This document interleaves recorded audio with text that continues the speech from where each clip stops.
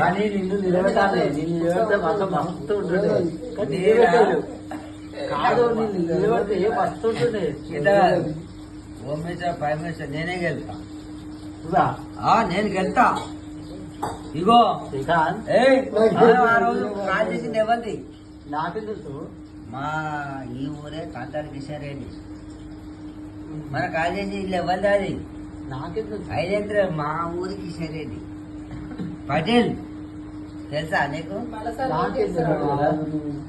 మా ఊరు కిషన్ రెడ్డి పటేల్దే. ఇప్పుడు నేను నిలబడతావా నువ్వు? ఎవరు? నేనా నిలబడ? నాకు అవసరం లేదు. అంతేనా? మరి ఇప్పుడు ఏం చేద్దామంటావు?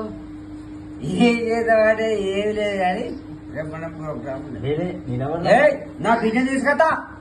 సర్పంచ్ నా అల్లుడు ఎవరు?